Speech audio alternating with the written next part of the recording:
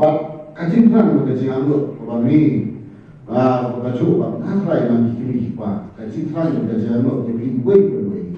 Kalau kami layu ihandi, macam senang kita ni kerana di zero, zero kacau. It was last year and we still keep on thinking that who will pass the MCS from Australia. Kadang bagi kasen company kom kita mioi, but no style kita lakukan kanes. Kali kajing sah, kalau ni kajing sah, hero kacau. Bila yo topa hagi kerdan ni jogi hari kene kerdan ko khautam kabare ko buram na ta hostel ni ngane skam ni bala yo topa hagi kerdan hagi jik pule jogi kabala pas garage even basic ba pin shin da kami kalanti ban yo MCS IS na ko banda ko markin ti ba hanga ni ngai tu yo ki kaji tu bertausnan ya baru tiba yo ila shipo haja man way yo but nilai arbo haja ya day dari papas kelas 10 ba kelas 12 ada yang way papas nilai man shipo haja but lessons na ya ki papas credit lessons na ngin sa aino sawo haja ya ki papas credit jong ke MCS hagi snam di banglan ngin tu di mo sawo haja.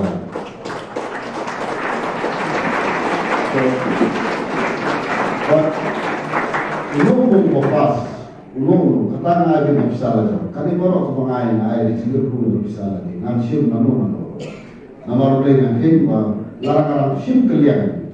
Nanti beri di parlok. Kamu ni di sini pun mengair. Ada yang sim kali di sini pun mengair. Mereka bisa yang terbangan tresiton, bapiru di tresiton, bapiminat, bapin kiu kacengin. But lepas berikan yang IS ngarai sila. Kenapa aku berfirman? Lupa aku ini bukan ustaz dari kebakaran, repair. Kami itu bukan ustaz dari masalah. Tak tahu apa kereta kami ke platform memang ayo ekalat dinaman keren dan kiwi itu diusir keren.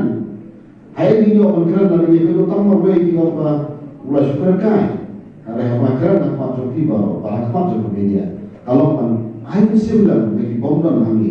Bakilio akan simba don itu egi la ni treshito ba kata ke treshito begitu kalau kajigur guna pun mustai kata ke dia tahu begitu ndai nak tahu sama ndai kan mustai ba kaji kesan di mana gurau pada bawa berkelan sejurang kemarin kadang sendiri ini cuma ikhlas tak bersih kalau bisa sibuk dalam dia game keren dan lain hal lain malah ikhlas ini cuma tetap pada sini sih bersih benar kata